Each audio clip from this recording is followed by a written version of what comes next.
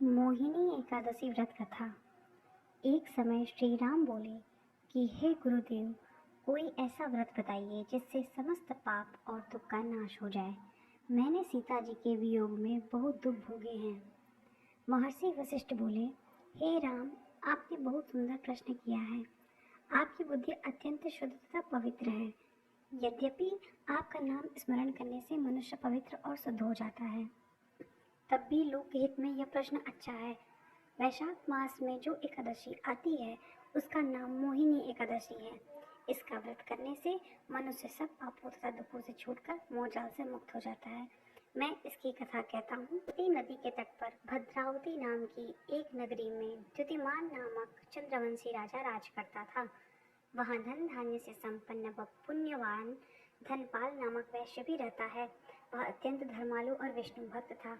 उसने नगर में अनेक भोजनालय, प्याऊ, कुएं, सरोवर, धर्मशाला आदि बनवाए थे।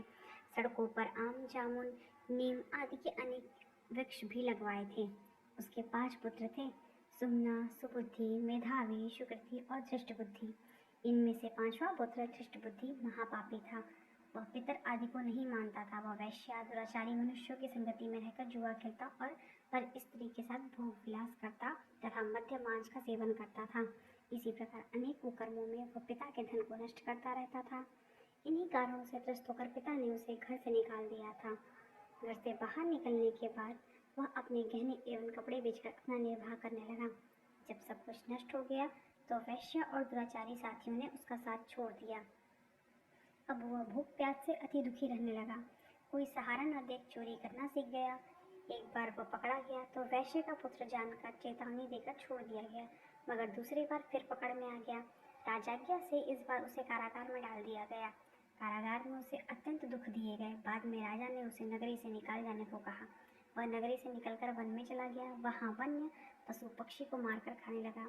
कुछ समय पश्चात वह बहेलिया बन गया और धनुष बाढ़ लेकर पशु पक्षियों को मार मार कर खाने लगा। एक दिन भूख प्यास से व्यथित होकर वह खाने की तलाश में घूमता हुआ कौंडिन्य ऋषि के आश्रम में पहुंच गया। उस समय वैशाख मास था और ऋषि गंगा स्नान करके आ रहे थे। उन्हें भीगे वस्त्र के छींटे उस पर पड़ने से उसे कुछ सुबुद्धि प्राप्त हुई। वह कौंडिन्य मुनि से हाथ जोड़कर कहने लगा कि हे मुने, मैंने जीवन में बहुत पाप किए हैं। आप इन पापों से छूटने का कोई साधारण उपाय बताइए। उसने उसने उसके दीन वचन सुनकर मुनि ने प्रसन्न होकर कहा कि तुम वैशाख शुक्ल की मोहिनी एकादशी का व्रत करो। इससे अनेक जन्मों के किए हुए सभी समस्त महापाप भी नष्ट हो जाते हैं।